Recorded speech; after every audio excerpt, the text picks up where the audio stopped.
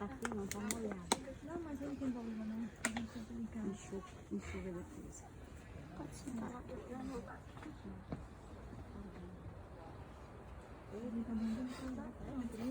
Não tá molhado. Amém?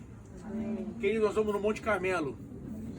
Nós estamos no local da épica batalha, do épico encontro entre Elias e os 400 profetas de Baal e os 450 profetas de Azera. Ao total, 850 falsos profetas. E um homem do outro lado por Deus, pelo nome do Senhor.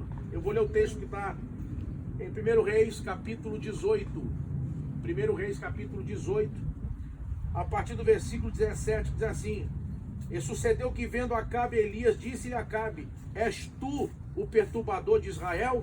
Então disse ele: Eu não tenho perturbado Israel, mas tu e a casa de teu pai, porque deixastes os mandamentos do Senhor e seguiste os Baalins. Agora, pois, envia e ajunta a mim todo Israel no Monte Carmelo, como também os 450 profetas de Baal e os 400 profetas de Azera, e que come da mesa de Jezabel. Então enviou Acabe a todos os filhos de Israel e ajuntou os profetas no Monte Carmelo. Então Elias se chegou ao povo e disse: Até quando cocheareis entre dois pensamentos? Se o Senhor é Deus, segui-o, e se Baal, segui-o. Porém o povo não lhe respondeu nada. Então disse Elias ao povo: Eu só fiquei por profeta do Senhor, e os profetas de Baal são 450 homens. Deem-se-nos, pois, 2 bezerros, e eles escolham para si um dos bezerros, e o dividam em pedaços, e o ponham sobre a lenha, porém não lhe metam fogo. E eu prepararei o outro bezerro, e porei sobre a lenha, e não meterei fogo. Então invocai o nome do vosso Deus, e eu invocarei o nome do Senhor. E há de ser que o Deus que responder por fogo, esse será Deus. E todo o povo respondeu e disseram: É boa essa palavra. E disse Elias aos profetas de Baal: Escolhei para vós um dos bezerros, e preparai primeiro, porque sois muitos. Invocai o nome do vosso Deus, e não lhe metais fogo. E tomaram o bezerro que lhes dera, e o prepararam, e invocaram o nome de Baal, desde a manhã até o meio-dia, dizendo: Ah, Baal, responde-nos. Porém nem havia voz, nem quem respondesse. E saltavam sobre o altar que se tinham feito.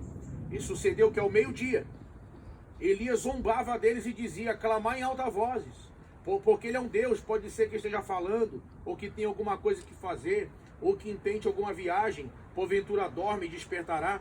E eles clamavam a grandes vozes, e se retalhavam com facas e com lancetas, conforme o seu costume, até derramarem sangue sobre si. E sucedeu que, passando o meio-dia, profetizaram eles, até que a oferta de manjares se oferecesse. Porém, não houve voz, nem resposta, nem atenção alguma. Então Elias disse a todo o povo: Chegai-vos a mim. E todo o povo se chegou a ele, e reparou o altar do Senhor que estava quebrado. E Elias tomou 12 pedras, conforme ao número das tribos dos filhos de Israel, ao qual veio a palavra do Senhor, dizendo: Israel será o teu nome. E com aquelas pedras edificou o altar, e em nome do Senhor.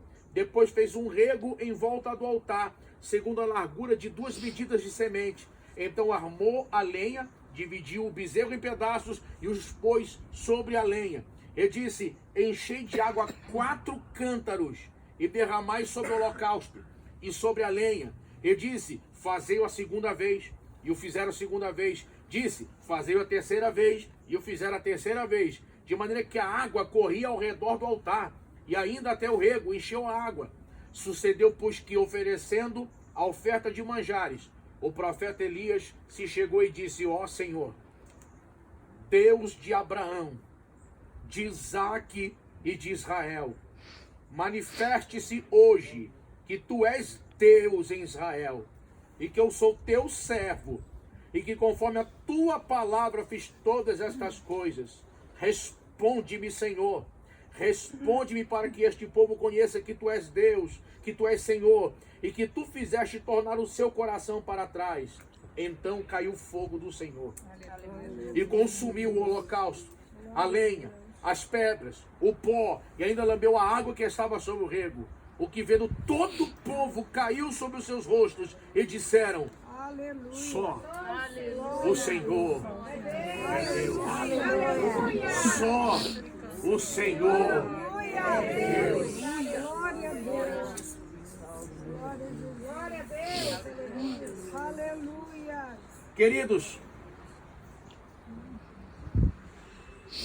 Baal e Azera, ou Azerá, eram olha só, Israel havia abandonado o culto ao Deus verdadeiro e havia se envolvido num tipo de culto que envolvia uma mescla, um sincretismo, uma mistura de culto que envolvia dois ídolos, dois deuses com letra minúscula, Baal e Azerá.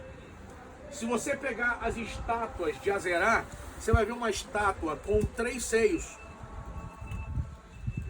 Enquanto que Baal era para eles o Deus que abençoava a colheita, a fertilidade, a colheita.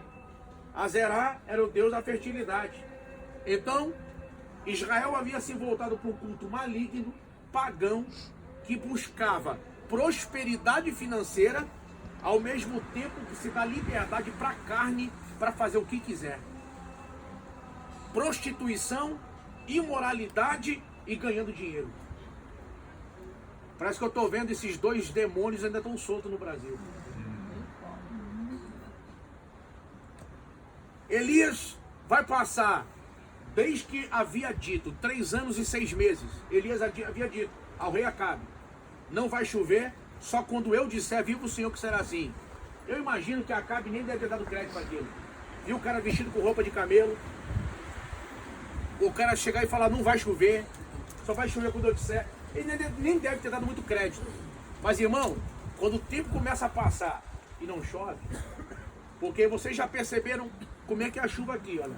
Chove, daqui a pouco o céu abre. Aqui não chove torrencialmente como chove no Brasil. Mas os períodos de chuva aqui geralmente começam em outubro e vai até fevereiro. E aí, dificilmente chove. Então os irmãos imaginam a cena. 3 anos e 6 meses sem chover. O povo amargando uma situação muito difícil. Hoje, eles resistem mais porque aqui eles têm tecnologia. Processo de salinização, reaproveitamento, reciclagem da água. 90% da água que é usada aqui em Israel é reciclada. Então tudo isso hoje é utilizado. Mas naquela época não tinha nada disso. Então os irmãos imaginam. Sem água, colheita morta, animais morrendo, prejuízo, 3 anos e meio sem chuva. Irmão, e chegou o tempo de Deus tratar. Era o tempo de Deus mudar aquela situação. Elias vai encontrar Acabe e vai dizer para Acabe o quê? Todo mundo para o Carmelo. Chama os chefes de Israel, chama os príncipes de Israel, chama o líder do povo, chama o povo e vamos para o Monte Carmelo. Irmãos, imagina a cena, um homem chega aqui. Do outro lado está o rei, um povo caído, e do outro lado 850 falsos profetas que era mantido com verba do governo, porque a Bíblia diz que eles comiam da mesa de Jezabel. Se fosse no Brasil, seria a Lei Rouanet. Os irmãos imaginam, 850 profetas oficialmente mantidos pelo país, pelo governo, para profetizar que Deus ia abençoar quando Deus não abençoou, para dizer que Deus ia prosperar quando Deus não falou nada, enganando o povo, enganando o rei. Elias então, irmão, reúne com todo mundo aqui. Imagina a cena. Só que eu quero chamar a atenção de vocês para um detalhe que muita gente não percebe quando olha para essa passagem. Vejam, queridos, lá no livro de Atos dos Apóstolos, capítulo, se não me engano, 19, vai mostrar Paulo chegando na 3ª viagem missionária dele em Éfeso. E a Bíblia diz que quando ele chega nessa viagem, lá havia uma das 7 maravilhas do mundo antigo, que era o templo de Diana, a Diana dos Efésios. E a Bíblia diz que com a chegada de Paulo naquela cidade, os mágicos, os feiticeiros abandonaram a feitiçaria, a magia, e fizeram fogueiras de livros e começaram a se converter a ponto de afetar o comércio dos ídolos. Ou seja, a chegada do Paulo lá para pregar o evangelho foi um golpe mortal destronando potestades e demônios que agiam naquela região. E o que eles fizeram? Tentaram matá-lo. Quando Elias chega no monte, entenda uma coisa, quando Elias chega aqui, nesse local, e desafia os 850 profetas de Baal e Azera, a primeira coisa que Deus vai mostrar pra gente muito claro é o quê? Irmão, um homem sozinho contra um país inteiro dominado pelo poder maligno. Você sozinho, dentro de uma batalha com Deus, cercado, você ainda é maioria. Aleluia. Está conosco nesse monte aquele que disse e não errou, que 1000 cairão ao teu lado, 10.000 à tua direita, e tu não serás atingido. Aleluia. Olha para quem está perto de você e diga: você sozinho, com Deus, cercado, ainda é maioria. Ainda é a maioria. Aleluia. Quando Elias sobe aquele monte, por que Elias não recuou? Porque quando Elias subiu, Deus subiu com ele. Quando Elias subiu no Carmelo aqui, Deus subiu com ele. Ô irmão, e uma coisa é entrar numa situação sozinho, outra coisa é entrar junto com Deus num problema. Ou eu quero profetizar, quando você for pro Brasil, Deus vai contigo naquela situação, Deus vai contigo naquele desafio, Deus vai entrar contigo. Glória a Deus. Só que o que muita gente não percebe no texto, e está implícito no texto, é o seguinte: quando Elias chega aqui, Elias olha para os profetas de Baal e Azera e diz o quê? Podem vocês primeiro, façam tudo. Quem olha para o texto só lembra talvez de Salmo, quando a Bíblia diz que o ídolo é mudo e não fala, tem ouvido e não ouve, tem mão e não pode salvar. Mas aqui a gente está falando de algo que vai além dessa dimensão. Vai além do natural. Queridos, eu lembro aqui que eu estava pregando uma vez numa conferência e tinha um pastor da África. Ele contou uma experiência tremenda. Ele contou que dentro de uma aldeia, de uma região muito afastada, eu não lembro qual local da África agora, ele contando o seguinte: quando chegou lá, tinha o filho de um chefe de uma tribo, estava com o estômago bem alto, não era brasileiro, não tinha acabado de almoçar no Carmelo, ele estava com câncer no estômago, e haviam feito feitiços e tudo, e nada tinha dado jeito, e o chefe da tribo estava sofrendo muito, imaginando que o garoto ia morrer a qualquer hora. E então o chefe da tribo falou para ele, para o missionário, falou assim: ó, eu aceito você pregar o cristianismo aqui, se você curar o meu filho. Ele: como assim? Ele falou: meu filho está com câncer e desenganado, e eu já fiz tudo que eu podia, eu já fiz tudo que eu sei, e nada deu jeito, e ele continua morrendo. O missionário então colocou as mãos sobre o garoto, colocou a mão na barriga dele e começou a orar. Quando começou a orar por ele, por alguns minutos, o garoto começou a cair no chão com ânsia de vômito. Irmão, Deus fez ele vomitar todo o câncer que estava no corpo dele. Irmão, saiu o câncer, aquilo fedia, e ele vomitou todo o câncer. Quando levantou, não tinha mais nada. Aquele chefe da tribo e a família dele e toda a tribo dobraram o joelho e aceitaram Jesus como Salvador. O chefe da tribo, depois da oração, falou para ele o seguinte: ele falou: como é que você se sente agora? Ele disse: me sinto muito bem. Eu agora sou um cristão. Ele disse: só tenho pena de uma coisa, só estou triste por uma coisa. Ele disse: o que é? Que agora que eu me tornei cristão, eu não vou mais poder voar. Ele disse assim: como assim voar? Não, que alguns de nós, dependendo do pacto que faz, conseguem voar de noite de um lugar para o outro. Queridos, a Bíblia Sagrada vai dizer que Moisés, quando chegou no Egito, jogou a vara no chão dele e virou serpente. Quando os magos do Egito, os feiticeiros do Egito viram aquilo, jogaram a deles e também virou serpente. Quando Moisés tocou no Nilo que virou sangue, a Bíblia diz que eles também fizeram. Depois, praga da rã, e eles também fizeram. Até que chegou qual praga? A terceira praga. E a Bíblia diz que eles não conseguiram mais fazer. E aí o faraó perguntou: o que está acontecendo? E eles disseram: isso é o dedo de Deus, para nos ensinar uma verdade. Tudo que o inimigo fizer contra você tem limite. Toda ação do inimigo contra você tem um limite. E o limite do inimigo é a oportunidade de Deus agir para trazer a resposta e jogar por terra tudo que ele preparou, tudo que ele arquitetou, tudo que ele fez contra você. Eu quero dizer, quem sabe, que nessa tarde aqui chega o limite de algumas ações do inimigo contra a sua casa. Chega o limite de algumas ações do inimigo contra a tua história. Parece que eu estou vendo, tem gente que está aqui nessa caravana que está chegando agora lá no inferno uma mensagem para o capeta. Parece que eu estou vendo, cuidado, não mexa com a minha serva. Cuidado, não mexa com meu filho. Oh, aleluia. Oh, aleluia. Queridos, quando Elias chega no Carmelo e diz para eles, podem clamar, vocês primeiro. Pensem comigo, irmãos.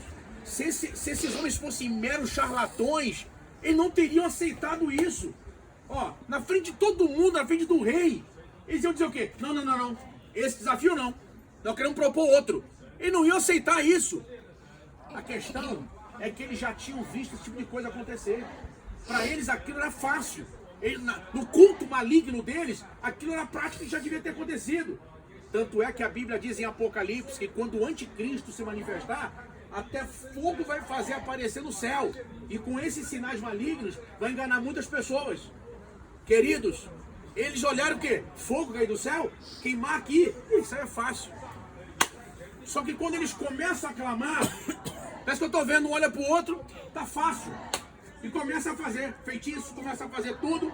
Só que o holocausto está lá, os pedaços do animal estão lá e não tem fogo. Um olha para o outro, vai dando 9 horas, vai dando 10 horas, vai dando 11 horas. E o que está acontecendo? Um olha para o outro, o que deu errado, irmão? Eu nunca vi demorar desse jeito. Irmão, eles já estão gritando perto de meio-dia, gritando, se cortando, jogando sangue e nada. Por quê? O que muita gente não percebe nesse texto é que Deus não apenas respondeu Elias com fogo. Naquele momento, Deus amarrou, Deus anulou toda a ação do inimigo naquele momento. Parece que eu estou vendo Elias quando entra no monte. Parece que eu estou vendo Deus falando, Elias, fica tranquilo, está tudo dominado. Quando Elias chega naquele monte, todos os demônios que estavam ali, imagina, furiosos, rangendo o dente, todos são anulados, impedidos de agir, porque chegou a hora de Deus entrar na guerra. Oh, chegou a hora de Deus entrar naquela batalha. Eu tenho uma palavra profética para você.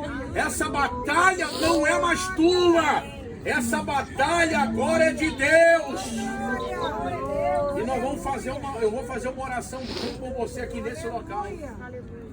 E Deus, nessa tarde aqui, independente de fuso horário, independente de distância, a mão de Deus vai agir a teu respeito em batalhas que você está vivendo agora.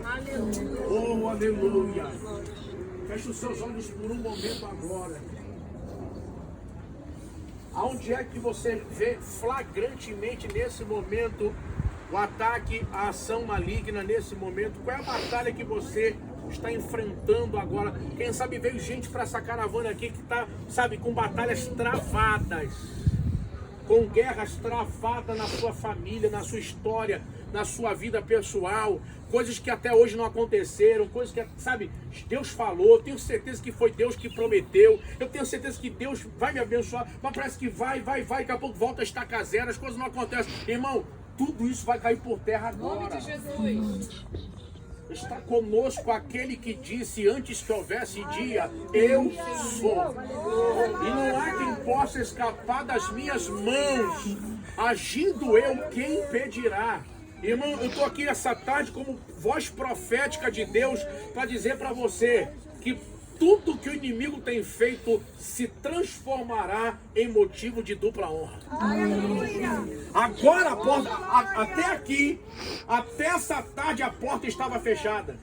Até esse dia o deserto não tinha acabado. Até esse momento a promessa era apenas abstrato, era apenas imaginação. Mas a partir de hoje aqui, a partir desse momento, eu quero declarar agora que tudo que o inimigo tem feito, tudo que tem acontecido, será anulado agora no poder do nome de Jesus.